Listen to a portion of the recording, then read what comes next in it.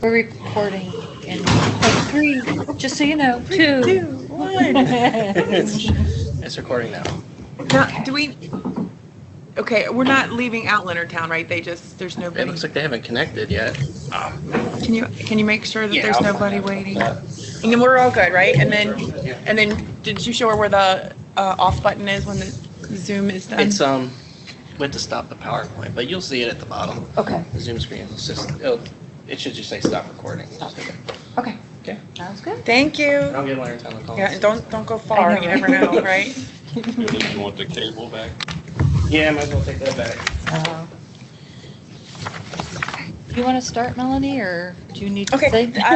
Hopefully everybody knows Beth Settle. So she is this is her expertise. She did her graduate work in this type of material. So who better than to use somebody who knows what they're doing to actually teach us how to be competent at observations, make us all consistent in how we're doing it, and kind of having a protocol and making our rubric operationalized. So we are going to try to do this in 3 sessions.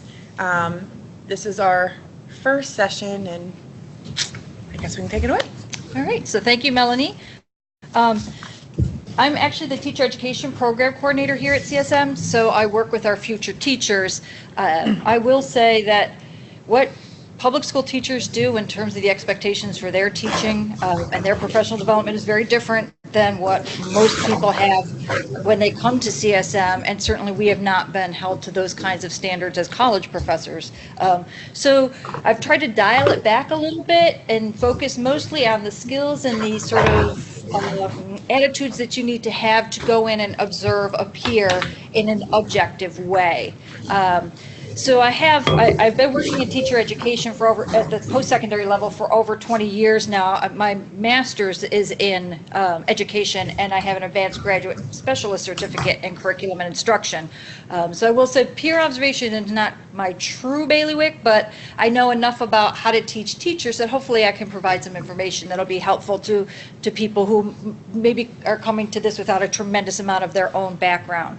So what I'd like to do, I think I know most of the people who are here, but I'd like to get an idea of if you could just share your name, your discipline, and then have you done any classes? Do you have teacher certification from a previous job, or have you taken any coursework in education at any point in your, your career? So I guess we'll start with you guys in La Plata. If you guys would go around your table. Hi, I'm Jim Clary. I teach math. I was a design engineer for 28 years before I came here and started teaching. My master's is in engineering. My bachelor's is in electronic engineering. I took 6 graduate classes in education because at one time I wanted to get a certificate to teach in high school until I learned a little bit more about what teaching in high school was about, and then I said no and started teaching here and been here ever since. I've been here 11 years. Okay, thank you. I am Fawaz Romani. I am teaching here engineering and math.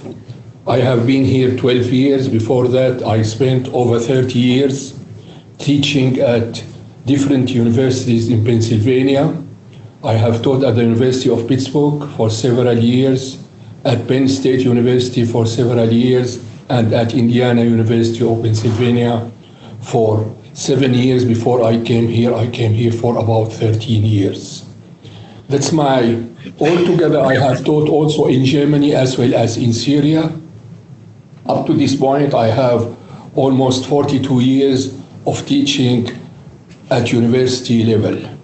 I have got all my degrees, master's degree, PhD degree from Germany, and I have taught also at German universities. I haven't got any education courses, and at the University of Pittsburgh as well at Indiana University of Pennsylvania, we have done observations of peer colleagues, and it's different of what it's done here.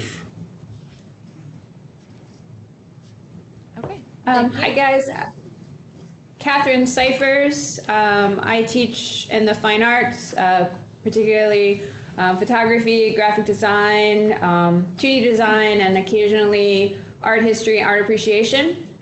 My MFA is mixed studio arts. My BFA is in photography with a focus in commercial and studio practice. And then I have an associate's as well in the applied science and technology of photography and digital arts.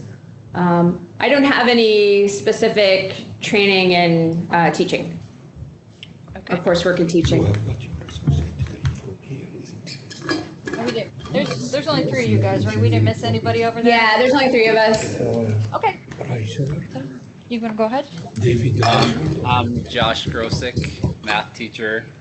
My master's is in math education, so I did take education courses, and I've observed adjuncts and full-time teachers a number of times. And did you also ask what other institutions we taught at? Or no? No, just if you really had any experience with education. Yeah. So, and then I've also taught at the high school level, and yeah, even other levels. So. Okay. All right, Melanie Osterhaus in science. I taught at Logan University before here, so this is only my second school. I've had 1 graduate class, the history of education, about 3 years ago, and that's it. Tony Stout, I've only been here about a year and a half, going almost 2 years now. I came out of the government sector, and my undergrad work is in business management and information systems management. My graduate work is in business management, and I teach construction management and business management courses, predominantly at La Plata. And have you ever taken any classes in education or pedagogy? No. Okay. Thank you. Hi, I'm Sharon Baker. I have a bachelor's degree in pharmacology, and my master's is in teaching in higher education. Okay. And I teach primarily for the allied healthcare programs, the pharmacy technician certificate, and then also the medical assistant certificate. Okay. George Spiegel, I teach biology here at the Prince Frederick campus and all the other campuses sometimes. My PhD is in science education. Spent 2 years supervising pre-service teachers in Austin, Texas school district. And then many years supervising teaching assistants at the School of Medicine that I worked at. So yeah, I've had some experience doing this before. Hi, everybody. My name is Lisa Link, and my background is in sociology. I have a BA in political science, and my master's is in sociology with an emphasis in social psychology, and I have no education. I've never taken any education courses. Okay. So thank you guys for that. That just helps me, especially as we move forward, know kind of where to target some of the discussions. Like I said, I'm trying to give you sort of the quick and dirty approach to this part. I will say this first one is probably going to be the least interactive and the most sort of lecture type one, because I want us all to be sort of on the same page. You know, we have people who have tons of experience teaching, they have degrees, they have been observing and supervising teachers in the past, and then there's also people who maybe have less experience that's specifically related to the kinds of things that this committee does. So what I want to do today is just go over some of these basic things, some of the best practices. I know that's a question that I think the committee has already sort of been tossing around. What are the best practices when we go in to observe somebody, especially if it's a peer? I want to talk about objective and subjective language and how we can be as helpful as possible to our peers in what is going on. And I also want to start talking about what does it look like to be a good teacher or to be an effective teacher in a classroom. Because I think another question Melanie mentioned that you guys had is you see so many different classes. You see labs, you see lectures, you see big, huge classes, you see little teeny classes. So it's kind of hard to sometimes make comparisons across those different, teaching and learning environments. And I think I'm not sure if I mentioned this, but Melanie's going to post the PowerPoint. So for those of you guys who are not here, you'll be able to access it and print it if you want to in the future. So, best practices. I wanted to start off kind of with a discussion, and hopefully this will work since we are in different locations. But some of the nuts and bolts type questions. Where should you sit? Anybody have any ideas or experiences on that? I always try to get a feel for where students sat before. I asked the professor, and I try to sit in the back somewhere where I'm not going to be taking a student's a seat that they're normally used to, because sometimes that kind of throws them into a feeling of discomfort. So I try to be out of the way as much as possible and in the back. Yeah. Anybody have anything else that they consider when they go into a peer's classroom for an observation? I think definitely staying out of the way, but the other thing is, even though you want to be in the back or kind of inconspicuous, what do you always also have to make sure that you can do? Observe. Yeah, you got to make sure you can see what's going on. So don't, you should, when you go into the classroom, you should be as inconspicuous as possible, because it's not, your job there is not to interfere or to impact what's going on in the classroom, but definitely make sure that you can still see. So if the instructor is using a PowerPoint and you can't see it from where you're sitting, well, that's going to be an issue. And that leads to the second question. Should you interact or get involved? How do you guys feel about that? Absolutely not, in my opinion. In my opinion, it's absolutely not. You're just there to observe. I've done both depending on the teacher. When I went to Christiane Gendries, who was awesome, I asked questions when I didn't know something, like as if I was a student in the class. Okay. Thank you, Melanie. Appreciate that. It was awesome. But when I've been to more formal teachers where it's less student interactive, and then I sat more in the back. So I kind of just took it on who I was observing and what I was seeing, the demeanor of the people. Yeah. I've had the instructor get me involved. Like, I've gone to sit in on a nursing class, and they happen to be talking about some different drugs that they were using to treat patients. So when the students didn't answer, she was like, well, maybe our pharmacist can help. So they pulled me into the discussion.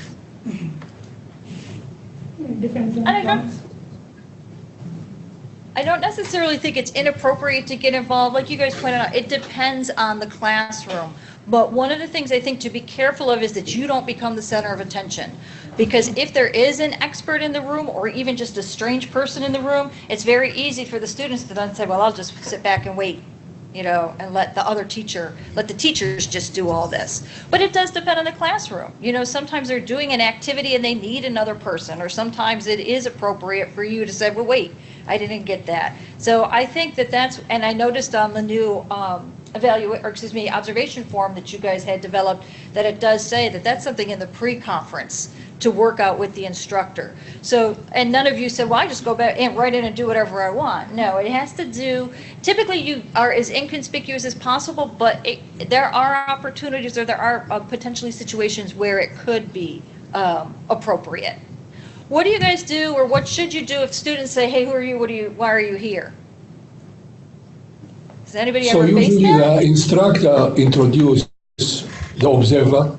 Sometimes he or she, they introduce the observer, or sometimes not. And in my cases, I haven't been asked any time from the students, who am I? Okay. Never happened? Yeah, Never maybe high happened. school kids are more curious about, why is there a random person in my room, in my classroom? Well, I get asked all the time, because usually there's always some athletes in there, and almost every athlete at this college knows who I am because I'm a coach. And I tell them, well, I'm just trying to learn a little bit about this class and maybe the subject matter, and leave it at that. Yep.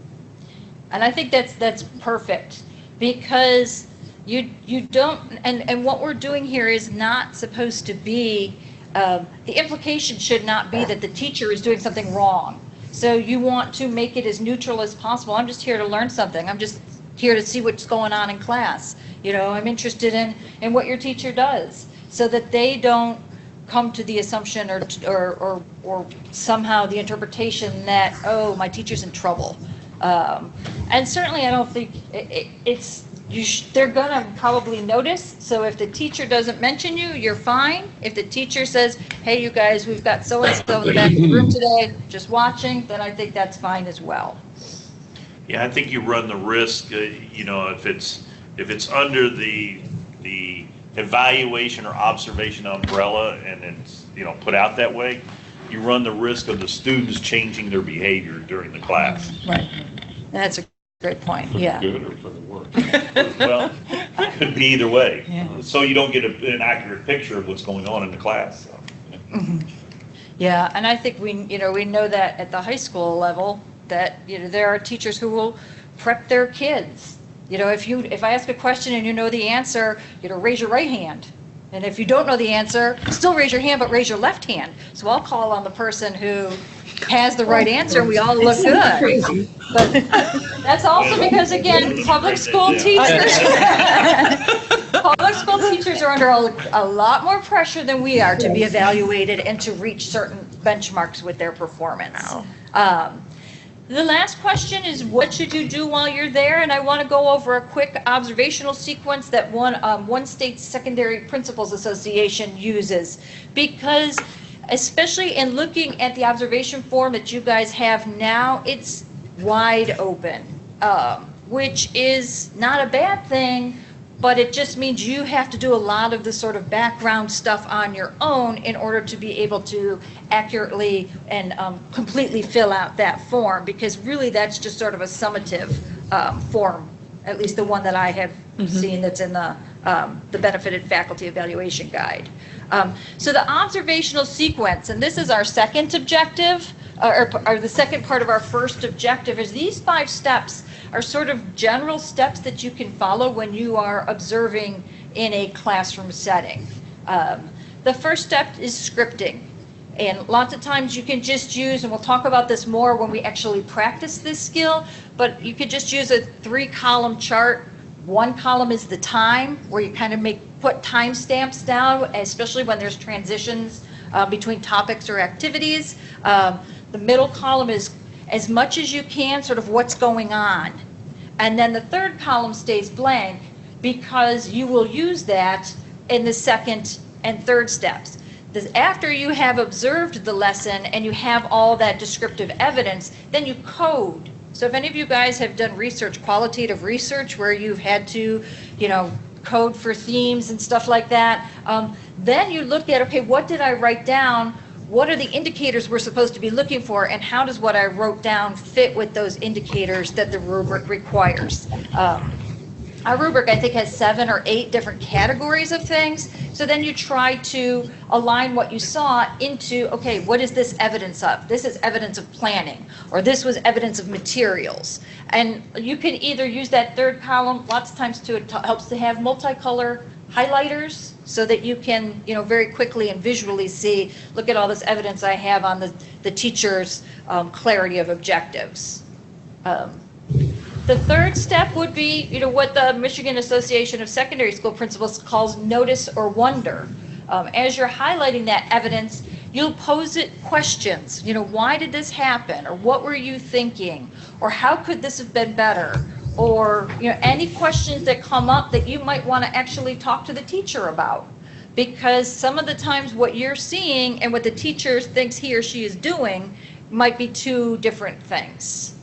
The 4th step is to analyze, and I starred this one because this is where I think and I'll talk to Melanie more about this too before our next session.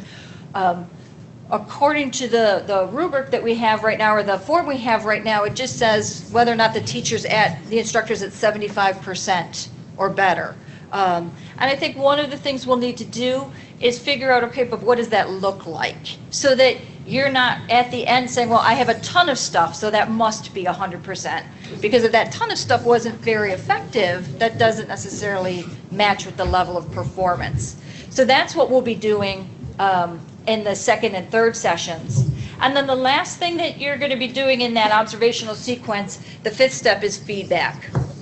And it's supposed to be formative feedback. it should be constructive criticism, but also genuine praise. I mean, nobody likes to be observed, and nobody wants to go into a meeting where someone says, well, I saw you do this, and I saw you do this, and then you did this, and then you did that, and it just, even if they're good things, it feels a little demoralizing. So always looking for not only areas to improve, but things that the instructor did really well. Any questions on any of those things? I have a question regarding the secondary school principals here. The source is from Michigan Association of Secondary School Principals. Do you have any source which is dealing with college instructors or university instructors? I have some samples that we'll talk about next time that are specific to four-year and community colleges, four-year schools and community colleges. But I felt like this sequence was a pretty accessible, sort of standard way of approaching.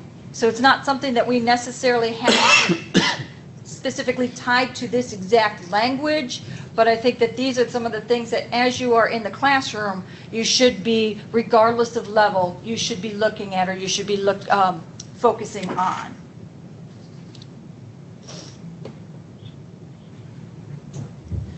So another thing to be keeping in mind is why you're in there. And the idea, and you guys I'm sure are familiar, we're all educated people with the idea of objective versus subjective perspectives or observations or languages. What we're trying to do here is to provide the instructor with information. As far as I understand from Melanie, obviously I'm not on your committee, I haven't been involved in all your discussions over the last years. But I think, yes, these observations are going to be used to an extent to evaluation, performance evaluation by chairs, but hopefully the goal is improvement, not just judgment.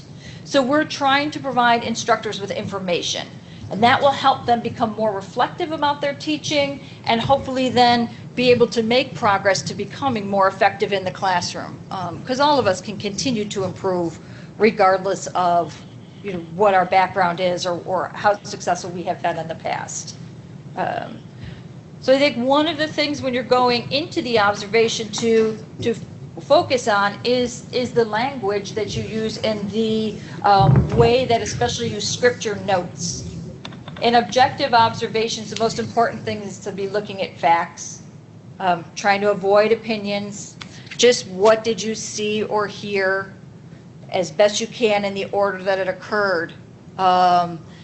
You want to use description words. You could say things like the class was quiet, but you want to avoid sort of judgment or subjective words like the students must have been bored, because you don't necessarily know they were bored because they were quiet. So when you're doing an observation, you're just trying to, and we have a lot of scientists here, trying to be as specific and as neutral as possible and just saying what happened. Not why you think it happened or what you think the result's going to be, but what happened in that classroom.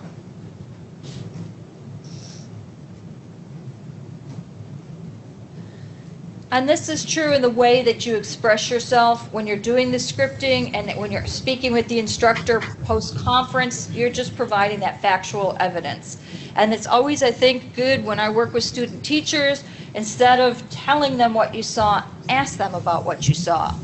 I noticed it at one point when they were supposed to be working in groups, when you had them working in groups, that some students didn't seem like they were on task to me. Is that something that happens a lot? So rather than saying you didn't run your groups very well, and I know we would all be more professional, more tactful hopefully than that, but ask them what they thought. Lots of times they know exactly what went wrong and they've already thought about how they're going to fix it. So you want to give them the opportunity to express that rather than making it seem judgmental. So some examples of the language. One example, that possibly could be scripted, there was too much time on discussion and not enough time on individual work. So that's more subjective. Why? What are some of the problems with that statement or that note?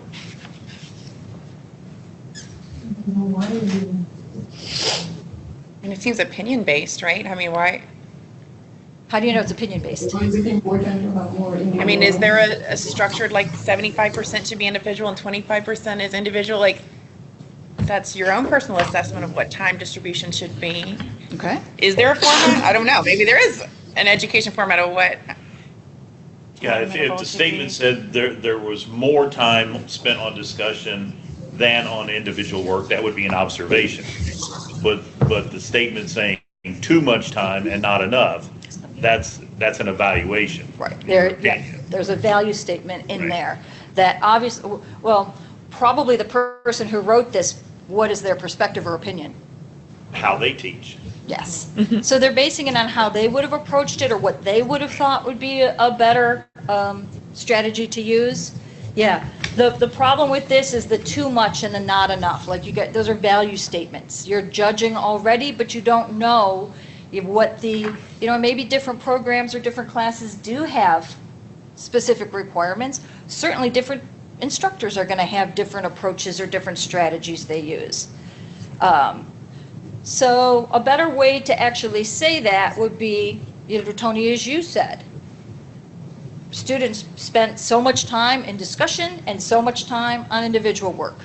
That's fact, especially if you are able to keep track of time, then you can put that specific evidence in there, then that's an observation, not an opinion.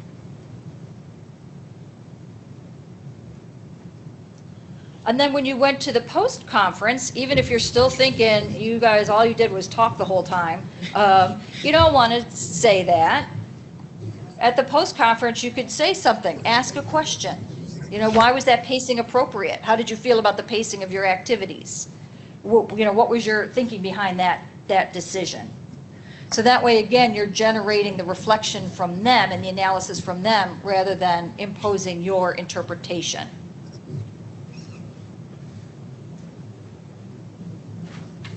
So if a teacher reflects on a group that, like you said, it didn't go well, and they said, this didn't go well today, this is how I think we should change it, do you evaluate them on what you observed or like on their plan for improvement? Like you factored that in? And that needs to be a discussion based on the rubric that CSM is using. Okay. Because typically observations should be 3 or 4 over the course of a semester for us or a year for a teacher. So you would have those multiple data points where you could say, okay, this was a huge problem in the first lesson, but by the second lesson, the teacher had addressed that issue and it was no longer a problem. Maybe something new arose. In our case, we really do you guys do one observation. Unless you're like a first year teacher. Okay, and that's true. So that's true where we only do the one when you're on the 4-year cycle so you do get more when you're newer. Mm-hmm. And I do think that's one of the benefits of the forms, the form that you guys have is that it's narrative. So you could say, wow, the instructor tried to do this group activity that bombed completely, but in the post-conference interview we talked about, and he mentioned these strategies for, future. So you can, and that's still reporting. We're not here to say whether people should be promoted or, fired or anything like that. We're to provide feedback. So I think it's equally important to note if the instructor has already done that reflective piece or at least parts of it, and that could be included in the write-up. Any other questions or comments on Melanie's question or anything else? So let's look at another example. The students conducted a sophisticated lab experiment. Why is that subjective? How do you know it's sophisticated? Yeah. Or what is exactly sophisticated? Yes. How do we know if it's sophisticated? Right. If I went into one of the science classrooms, everything would look sophisticated because I don't have a science background.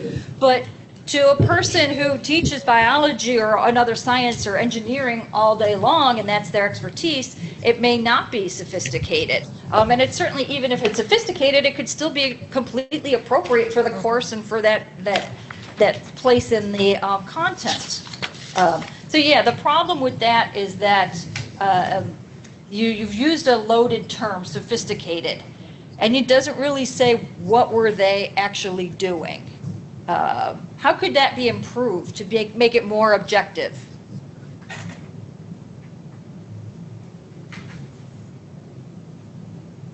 The students conducted a lab experiment involving blah, blah, blah, blah, whatever it was.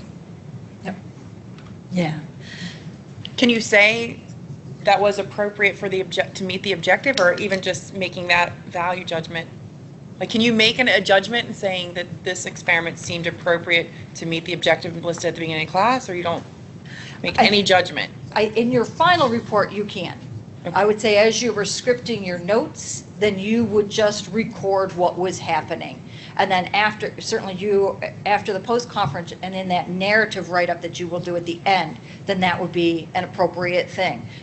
You wouldn't have to, the narrative end report is not where you write out every single thing you saw, it's where you synthesize and summarize. And that's where you could say students, conducted a lab experiment using a 5-step inquiry method. This was appropriate to the course because, or this was an important concept for students to know before they went on to whatever. So yeah, you would put that in the end report. And that will be, again, something that you did at the post-conference. So in the third kind of bullet point, you just describe what you saw and you don't make any judgment about if it was good or if it went well, or you just record what you saw. But at the post-conference, it's certainly appropriate for you to say, how did that fit in? If you're only there one time, and especially if you're observing someone outside your discipline, you might not know why a 5-step inquiry method on the transfer of energy in plants is appropriate. But in the post-conference, you can say, why did you choose to do that lab? How does it fit into the overall sequence of instruction, the content for that class? And then that certainly is, your final report will be more subjective because you're bringing together all the information. And that leads to another question in terms of one of the things as you guys are going into classes. Again, because just evaluating, even supportive peer evaluation can still be very nerve-wracking. Being specific about what it is that you write down, kind of like on the lab example that just occurred. So it's not particularly helpful for you to write in your notes, 10:15, the students talk to each other. Because what could that mean? On topic, off topic. You don't know if they were on topic, you don't know if they're off topic. What else don't you know?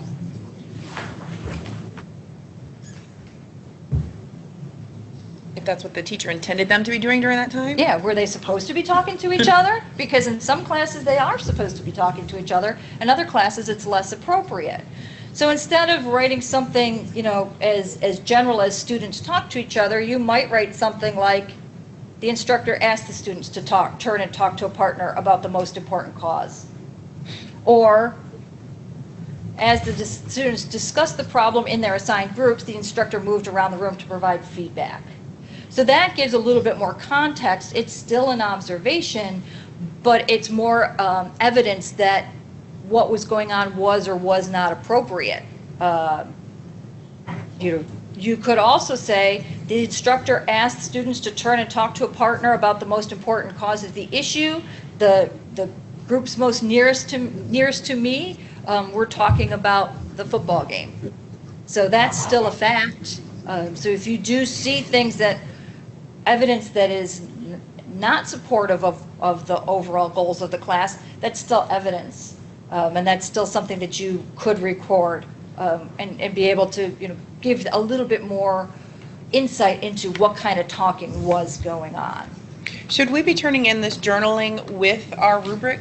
Like, do you need to keep the documentation in with it when you submit it? I don't know what that is, kind of maybe something for the committee to decide, or for Dr. Abel or the chairs to decide. I kind of think the final write-up. I always have to clean it up. Yeah. Because but on the other hand, I guess that's a good question. I don't know the answer to. To at least keep it ourselves, probably. Yeah. Coming back. Yeah, that might be a good way of looking at it, because I don't know the administrative response to that question for this particular institution. Yeah, I wouldn't want to do, because you may write down a comment that something that you don't understand or doesn't sit well at the time, and then later on, all of a sudden it makes sense. And then now you've got this document. And I think I was going to make the comment earlier, I think there's a fine line. Really what we're talking about here is on this committee is observation of the instruction, right?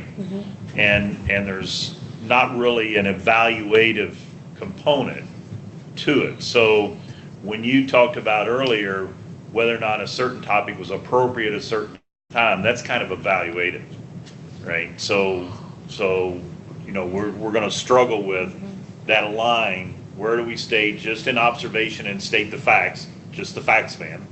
And where do we insert opinion and try not to insert that on what is appropriate and what's not? That's up to whoever's doing the evaluation.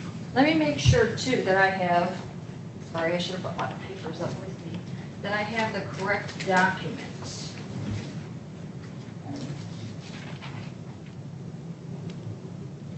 And somewhere in the end, you have to make an assessment. I was gonna say, because- Because, I can say they did these activities and da-da-da-da, but if I never say, and it got us nowhere, then you don't know, This is the current form? Yes, it is. Okay, so I do think that the final report does require you to use subjective language.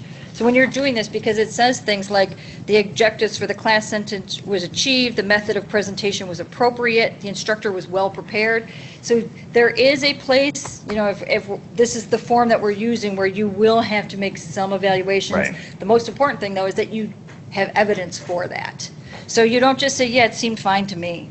But this is why it was fine. This is what I saw. This is what the instructor said. And this is, again, what we'll do next time as we operationalize the rubric is look for desired behaviors or desired evidence so that we can say, objectives for the class. What should that look like? How will we know if the objectives for the class were achieved? Because so that we're all looking for the same things when we go in, regardless of if it's science or math or art or wellness and fitness. So we have that sense of, okay, there's a basic general sort of pedagogical strategy that should be achieved. Did they do it regardless of the discipline? But that's where it's a little bit difficult because you're right. For the most part, you're trying not to judge until you especially have that post-conference where you have that ability to question, because we do see things that we're like, oh, what is that? But then when the person said, yeah, this is why and this is how and this is what we're doing next, oh, that makes sense. So, especially since you're there for one class. Yeah. They could have had a complete understanding of what's going on because of what's happened in the previous weeks. Yeah. So. Yeah. And too, classes are very different. Sometimes you walk by a classroom and everybody's sitting and they're listening to the instructor. Learning could be going on. Sometimes you go into a classroom and it looks like chaos and people are up and down and all over the place. Learning could still be going on. So there's a lot of forms that this kind of observation report could take. It's not necessarily a one-size-fits-all, which again is one of the benefits of this form, but also does make it more challenging for you guys because it's not just a checklist like Jiffy Lube where you can say, oh, did it, and then you're done. You guys are collecting the evidence yourselves as you're using this classroom observation form. And that's not a bad thing.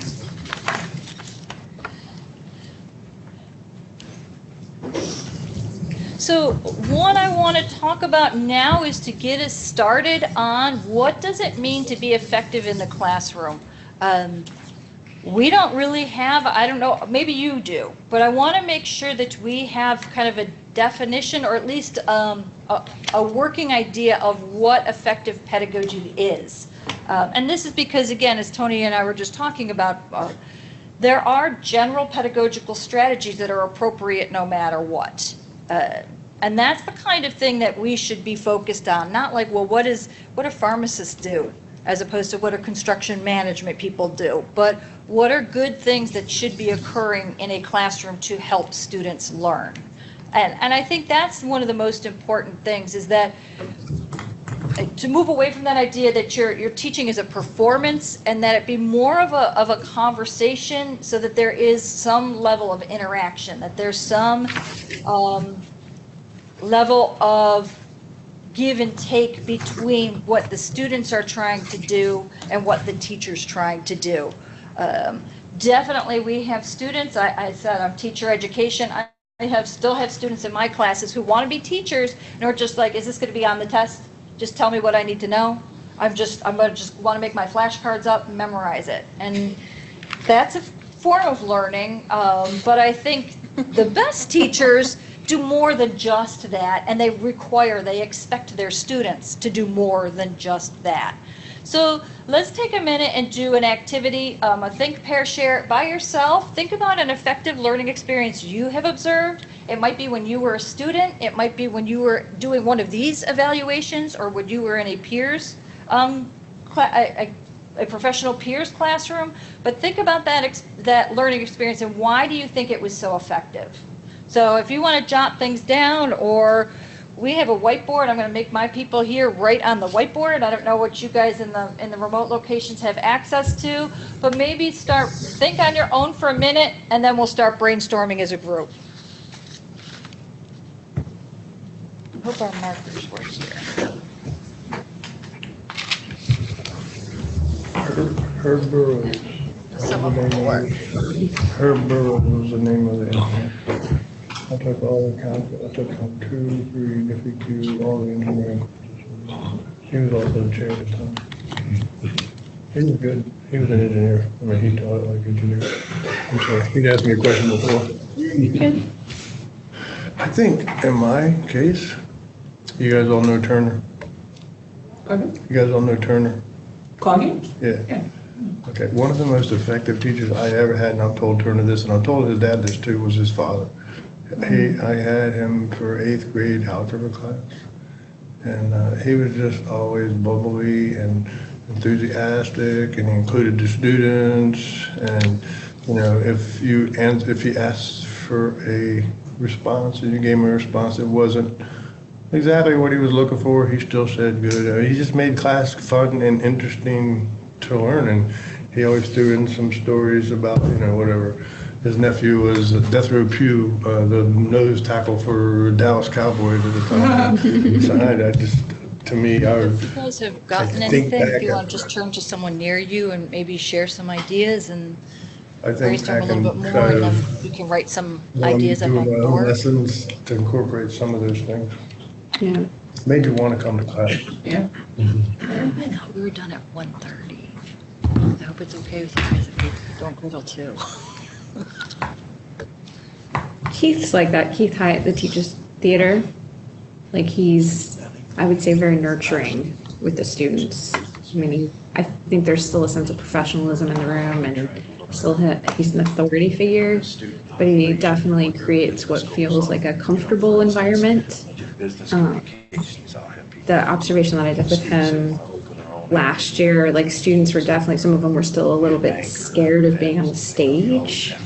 And so, you know, he was sort of trying to help them break down that wall in a nurturing way. And I've seen, like when I took theater classes in high school, like our theater professor sort of embarrassed us, you know, instead of sort of nurtured that. I think performances, I don't teach theater, but I think that it must be hard when you have people that are aspirational to perform, but yet still have stage fright, still have that just sort of common fear to overcome. And so he did the same thing. Like he just created an environment that felt professional but nurturing.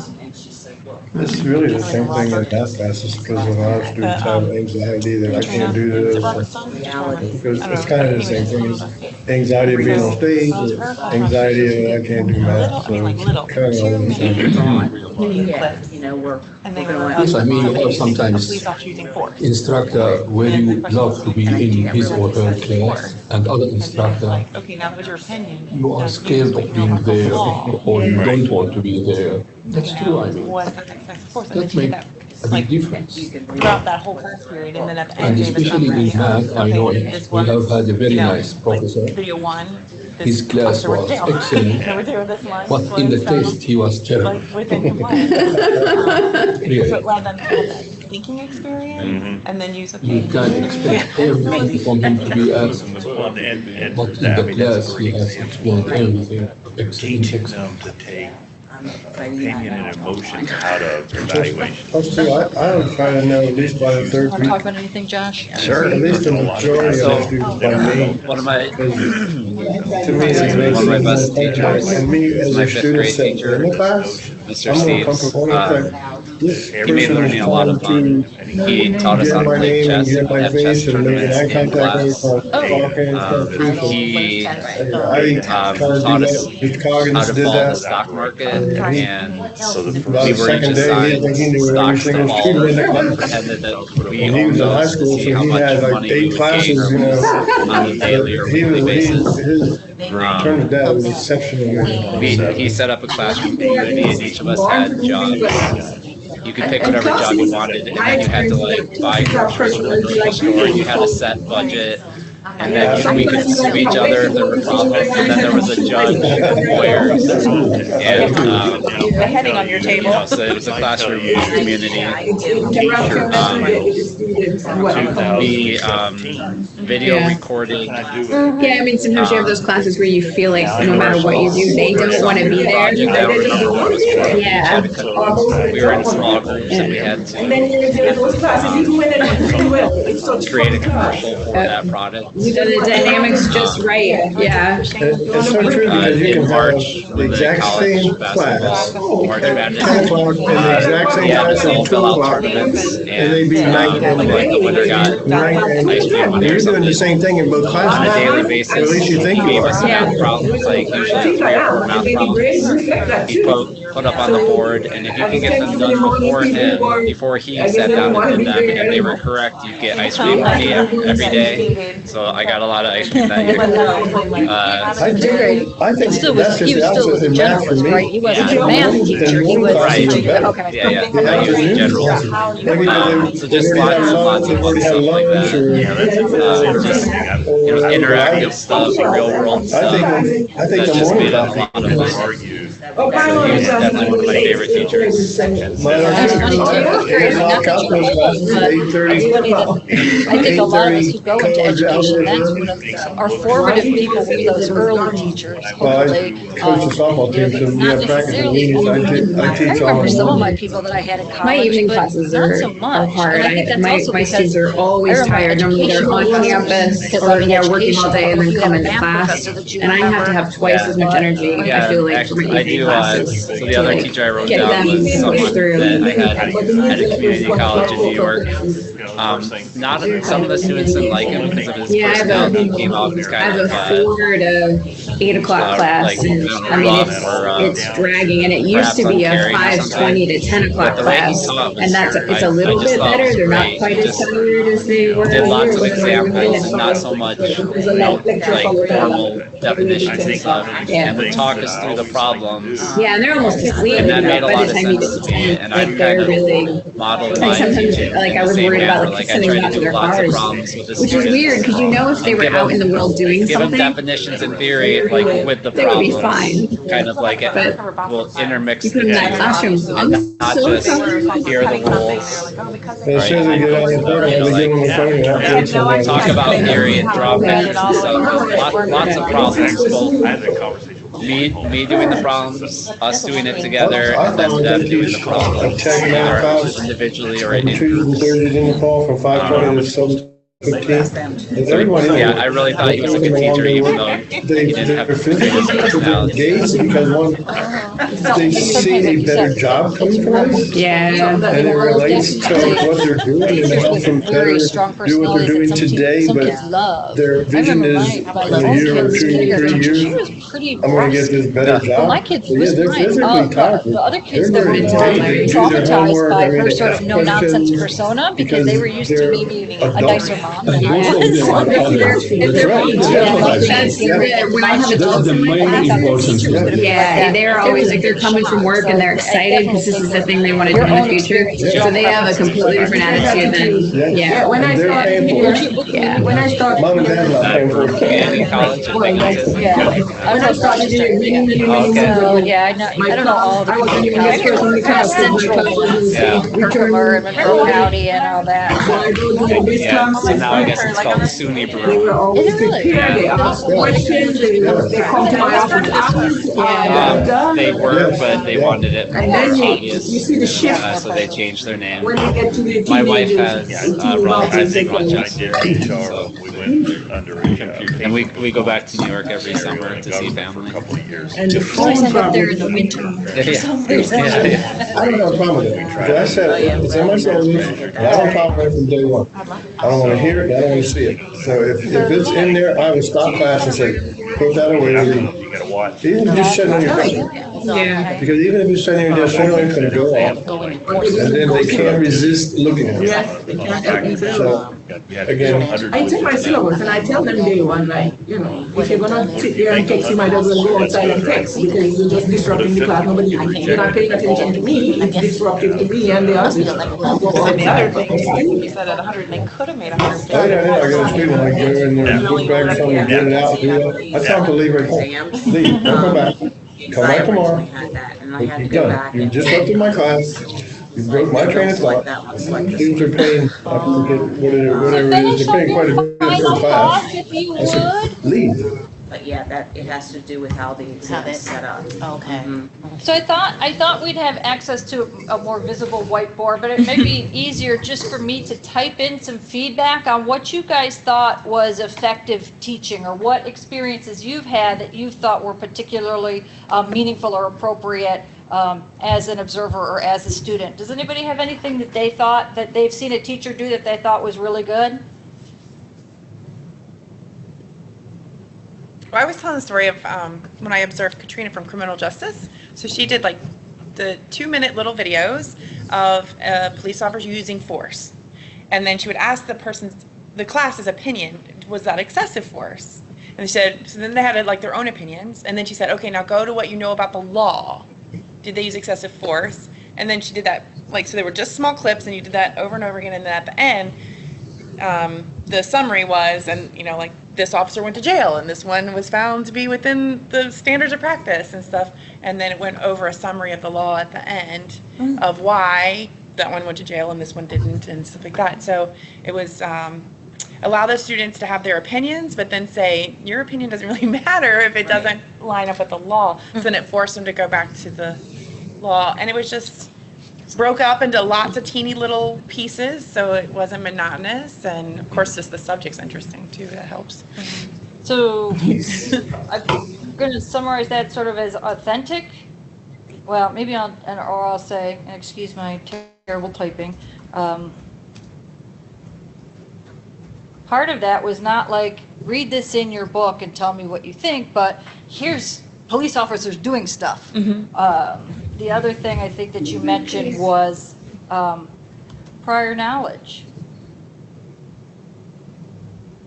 You know, drawing on what the students already know or believe, even if it's wrong, but we all know that you're never going to change somebody's mind or convince somebody of something by just telling them that they're wrong and this is the right way to look at it in general. So when we're teaching students, it's important to know, what do you already think, or what assumptions or beliefs do you already hold, and then either how can we address those or adjust those, or maybe just integrate those because they're appropriate. And the other thing I think you said was not monotonous. If I could spell that, hopefully. Is that right? I don't think we have any English people. Any other examples that you guys thought were particularly effective? I had an instructor who liked charts and graphs.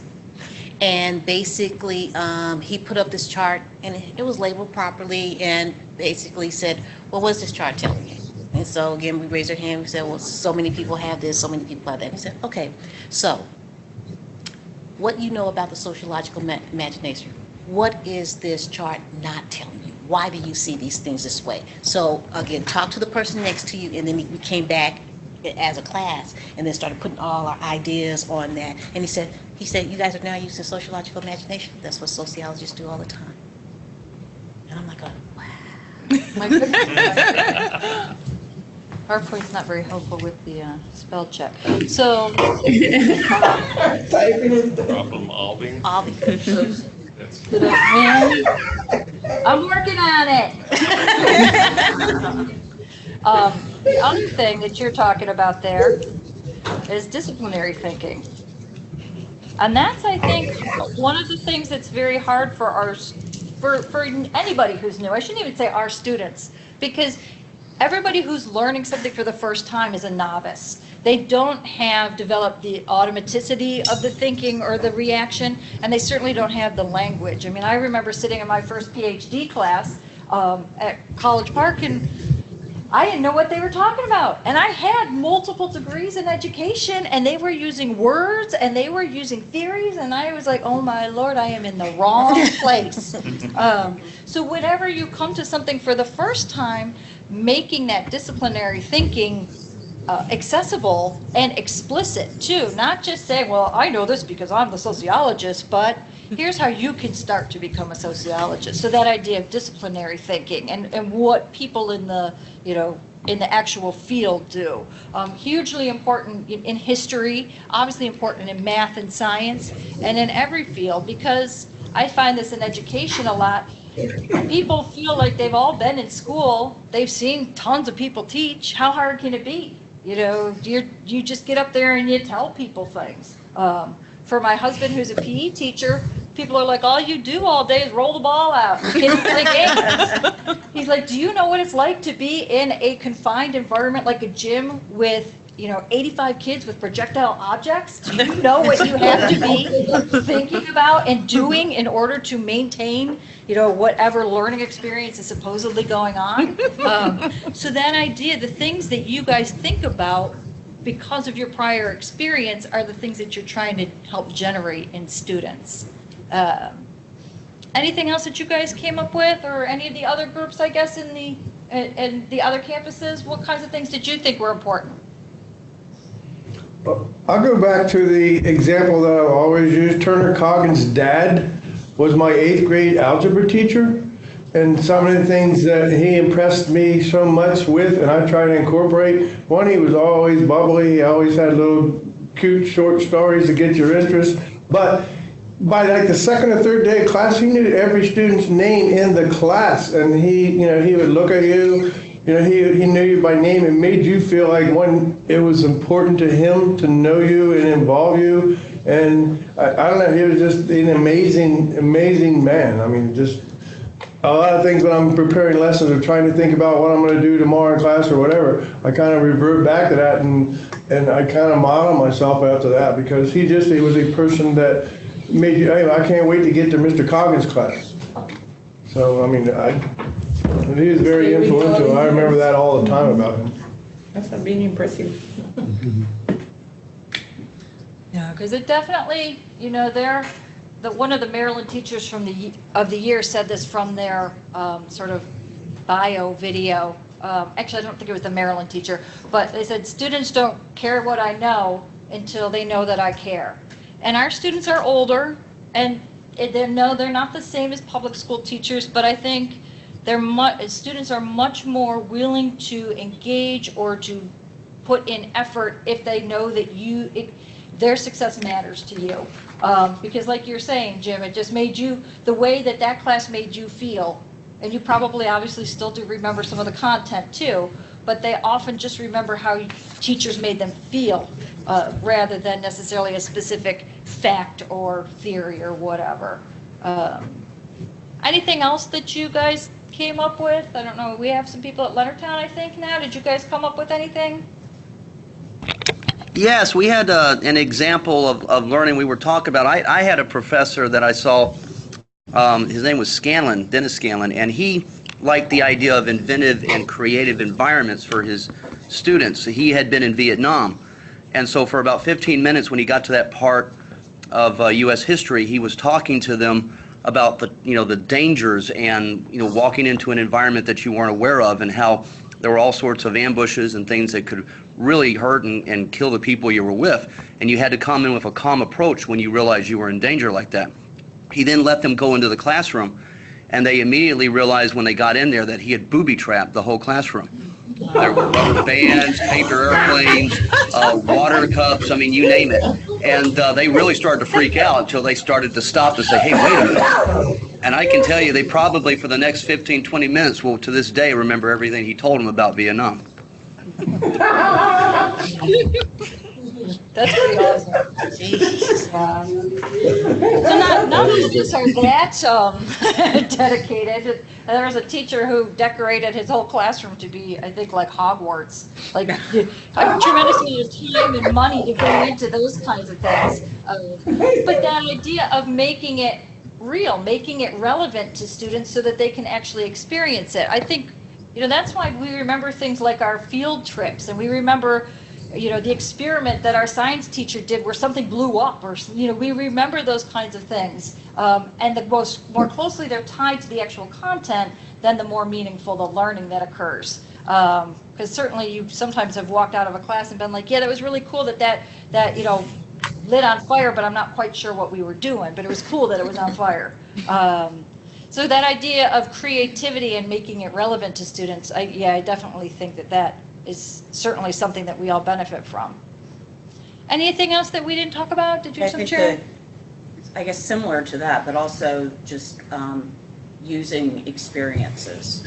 So a lot of times in some of the nursing classes or labs, I'll go in and they'll be explaining how to use a piece of equipment, and then they'll work in lab to utilize it and apply it, but then the teacher will say, okay, well, I had this experience, how would you handle it? Because there's always a glitch. Nothing ever functions normally in healthcare. So then they have to think about it, and then it's like, well, this is how we actually did handle it. And then maybe she would demonstrate, how it was handled. So that it helps them learn, you're always going to have things that come up. I mean, they're going to have to be inventive, but still within your scope of practice to handle things. And they remember that. Yeah. I think most of us too, especially those of us who are into applied disciplines, there's what the book says, and then there's what is going to happen when they're in the field or when they're confronted by, we do this in education a lot. Stuff that it says about standardized tests in the test book, but then you turn on the news and you see PG County, and PG's not the only county, but, changing grades and inflating graduation rates because of, there's real life impacts or ramifications of some of these things. You can't teach it in sort of this, just follow the steps in the book. You have to say, what if the steps in the book didn't work? Right. So. I know Chris James is very student engaged. Like when I was in his observation, he had like little groups of voting blocks, and then he had different people he assigned as lobbyists, and they would go and say, if you vote for my thing, then I can help you in this way. So it could show how lobbyists impact the voting on people. And so it was started out as, your job is to convince them to vote for you. So then they got to think for themselves how you would go about that, and then it could apply that to the real political system. So student-centered. So we also looked at the student component because, of course, it's not just the instructor. We thought the classroom or the mood of the class as I always say, the classes have personalities. So depending on the type of students you have, can make or break your class in terms of you wanting to be there and enjoying it and then enjoying it and so forth. So we have to consider that component as well. Is there anything in particular you do to create a particular mood in the classroom? Are there any things that an instructor, like strategies or techniques that an instructor might use? Well, that's just what we were saying. We could have a morning class and an afternoon class, same content, but it's very different in terms of how you feel about the class. Well, the instructor anyway. How we feel about the class. Are you talking about yourself as a student, or are you talking about yourself as the instructor? As the instructor. Okay. Yeah.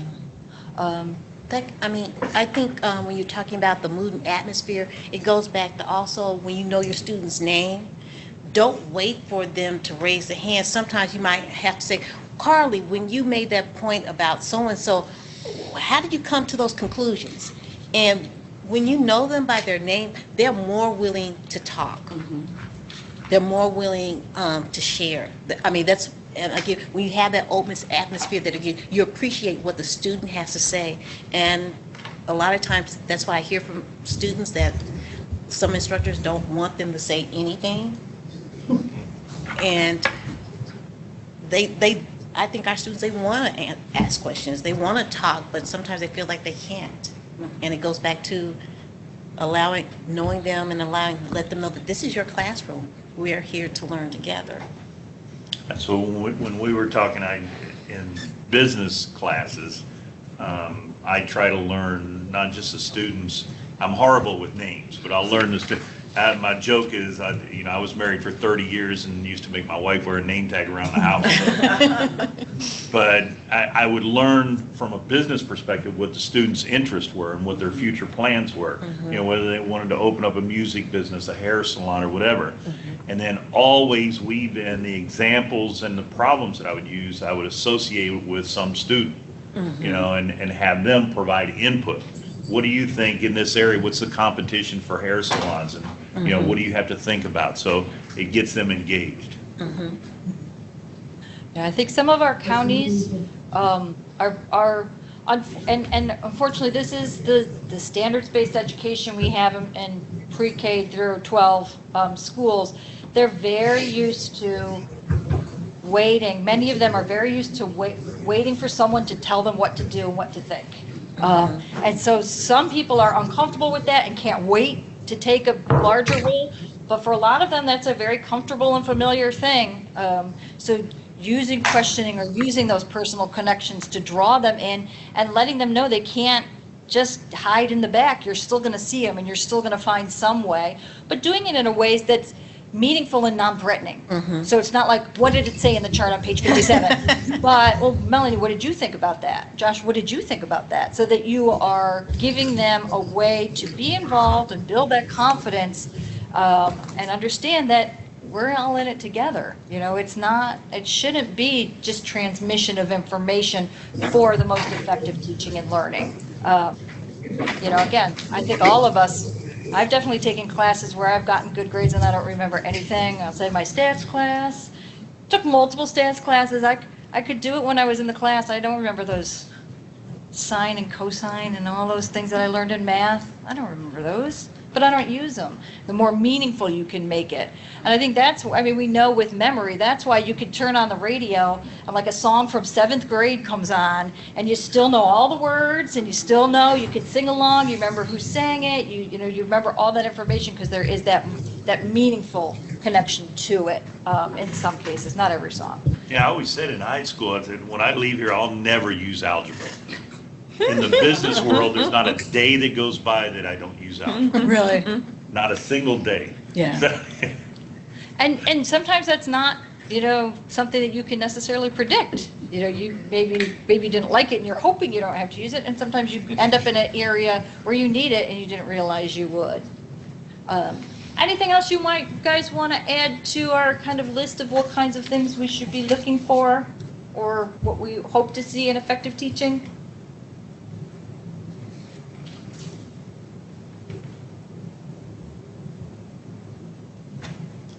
And that's another thing I would say too. I'm just going to put this in there. This is a teacher term, but I know some of you guys know it. What's that idea of wait time? When you ask the question, you have to, instead of getting impatient and giving the answer, you kind of have to just say nothing and wait until you get some response. Because a lot of times if you're too quick to give back, okay, but there's where you're encouraging critical thinking in your students. Because they're like, well, okay, I know he's going to sit there for 20 minutes and wait, so I better say something. That's what I call wait time. Exactly, because like you said, it's very uncomfortable to stand in front of a silent class.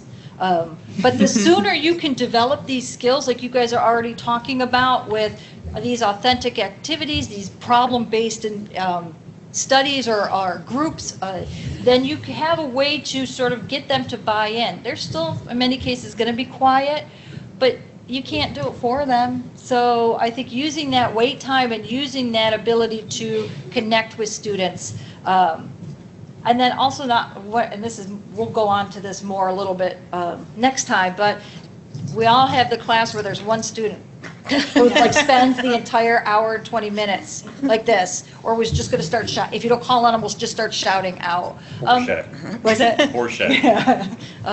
So dealing with those kinds of things as well, so that you have a way to, like, the quiet person who's not going to be the one to volunteer still has a place in that learning community.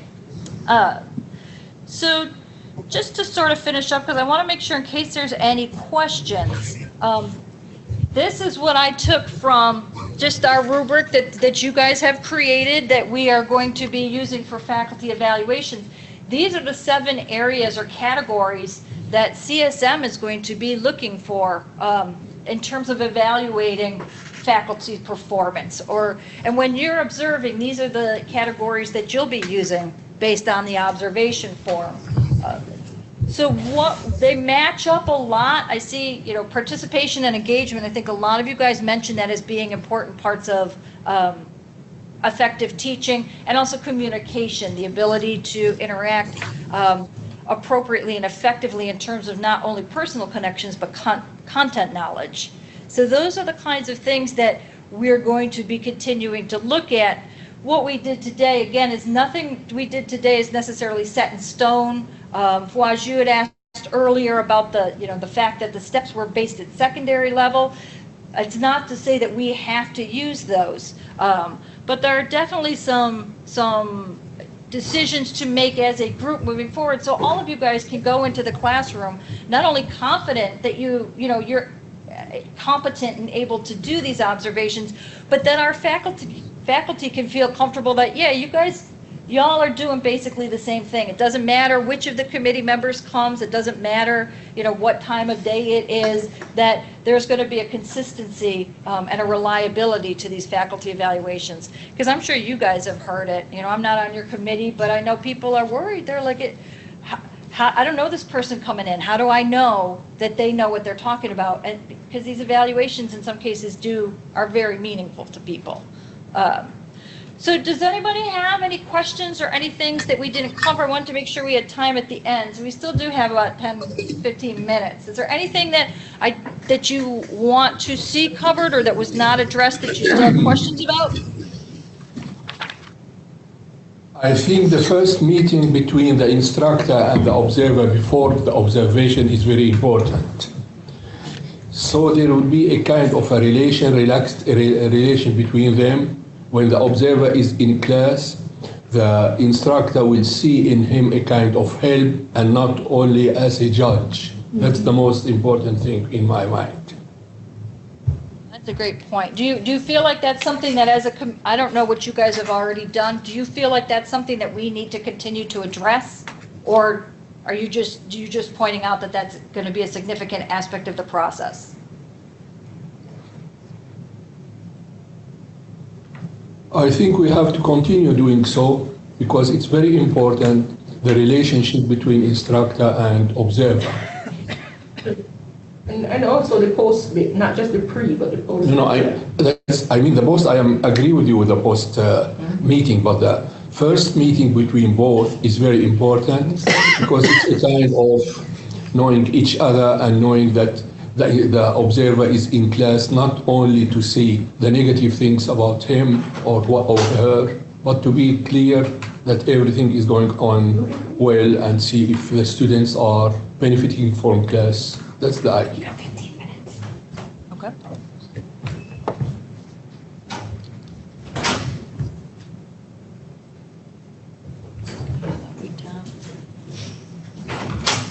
I have a hard time, I know personally, with the variability of how the teacher interacts with the students. How do I know what's appropriate? As far as, some are yeah, so I said, honey, da-da-da, very casual, and some people are really, really formal, and, how do you know what the line of what's okay, because what I do and what somebody else does may not be the same, but doesn't make them wrong. So how do I not put my judgment in on someone who's very different, you know? Little teaching stuff. Yeah, and in different disciplines, it would be appropriate in some, Or others it wouldn't. where in some are not, yeah, depending on what the subject matter is. And so when I'm observing somebody out of my own subject matter, then I'm like, would that be appropriate in their field? And how do I know what would be appropriate? That's what I struggle with a lot when I go into classrooms, because you do go in saying, well, I wouldn't have done it that way, but does that make it wrong? And how do I know when it is wrong? Do you want to talk about that right now, or do you want to address that? I don't know, that's a struggle. Does anybody have any thoughts on that, or anything that they? It seems like each teacher would know what the appropriate communication was between them and the student. And so if a student's talking to them in a certain way, the teacher themselves could judge whether that was appropriate or not. And then as observers, we could just say, the student felt comfortable talking to the teacher, or, the teacher responded to questions or whatever, and just be objective, like you said. Yeah, I think it's difficult in a one-time observation, and like we were discussing, in my HR days, one of the things we always focused on is what gets measured gets done. Well, the measurement has to be the outcome. That's really what we're going after, is the outcome, not necessarily the process. So, the proof is in the pudding, and how does that action of that particular instructor engaging those particular students result in a specific outcome. And as long as that outcome meets the needs of the student in the college, then who are we to say it's right or wrong?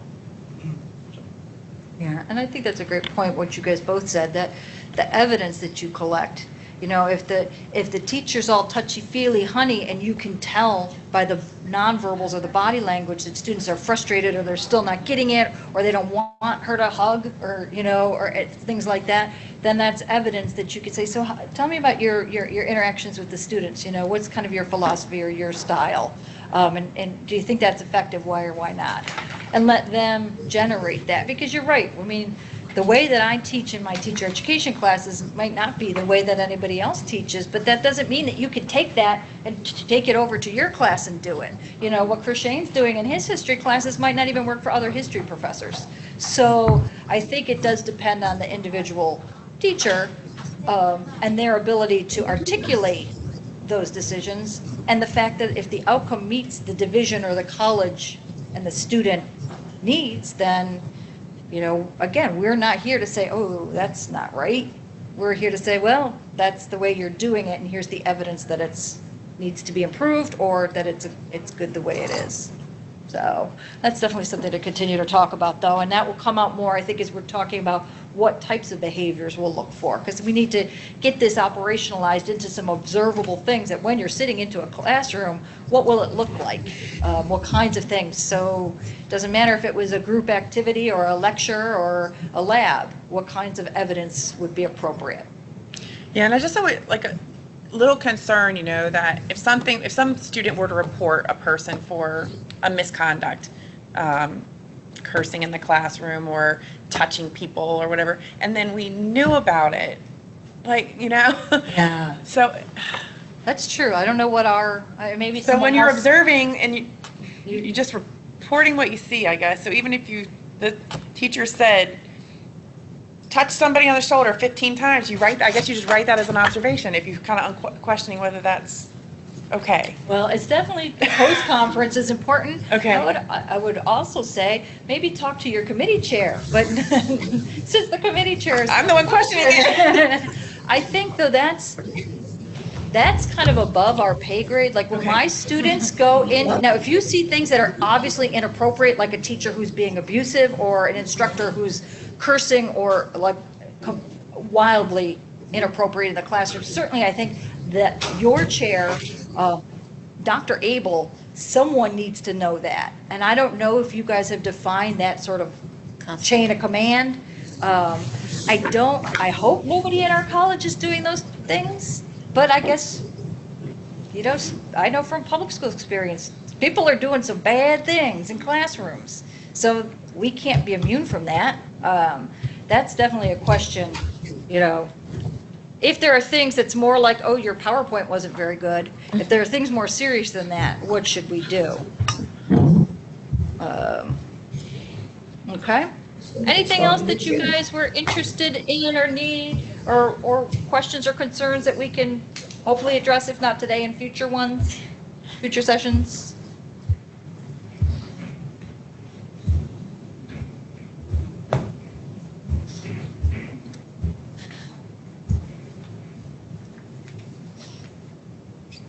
So just to get, I'm not sure, Melanie may have already shared this with you, but again, I apologize, this was a little bit more of a lecture format that I personally am used to, and I know that's not the most engaging approach.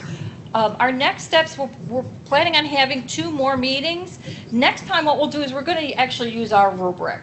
So back to the concerns that some of the sources may not be particular or appropriate, that's what we're going to do next time. So now that we kind of have a basic idea of observations and language and things that we might need to consider, do we need to develop a checklist or a form, a scripting form that everybody uses, or do you not think that's necessary? Those are some of the things that we could do at the next meeting. Now, we have our rubric. What does it look like in practice? And then how are we going to create that consistency between everybody who's doing evaluations? And that also should include at least, a very basic level of performance, maybe pass, fail, well, maybe not fail, or maybe like, proficient, needs improvement, something like that, so that you guys have that objective, data in order to write up those final reports. And then what we'll do in our last meeting is that I'll have a series of video clips of teachers teaching things. And what we'll do is we'll practice with the rubric in whatever forms or support paperwork we develop. We'll watch a video, people will practice annotating, and then we'll discuss, well, what did you think about that part? What did you think? So again, we can start to build that reliability between the different members of the committee. And the goal, again, is not only that you feel confident, but again, that our peers will feel confident with our ability to be supportive observers of their teaching instruction. So, sorry. When are you planning these meetings, before the semester is finished? I think. We had discussed, we'll have the June meeting will be one of these, and then the August one, like when we come back. So we're going to just keep our monthly meeting, and instead of doing policy like we have been doing, the monthly meeting will just be doing these trainings. So it won't encumber you on more time. It'll just be time we would have normally used, just this focus will be different. It'll be on training instead of policy. So it'll be June, August is the hope. We were thinking of getting like that standard, the operationalization done before we all go for the summer, and then when we come back in the fall, doing another set of practice, so that obviously there's going to be some learning loss over the summer. So when we come back, that's when we'll actually, I'll probably use videos in the second meeting as well, but what we'll specifically do in meeting 3 is like, okay, let's watch this 15 minutes, everybody, compile and do stuff like that. Okay. And so this is what we'll be using coming this. So we'll get our new batch of names, in August. So that's why we were hoping to get us all feeling more confident before we go into our next year. Okay. Okay. Thanks, everybody. Thank you. Thank you, guys. So what our new batch is, first primarily for those who are up for promotion first, and then Next meeting, are we just faculty mixing and it up tenure. now? The last thing we need to do is all that mess with happens that is each form, because we've been working on that for 2 division years chair now, we sends still me a haven't list done an of official Period. version. The So I very don't last know thing we what need to do is mess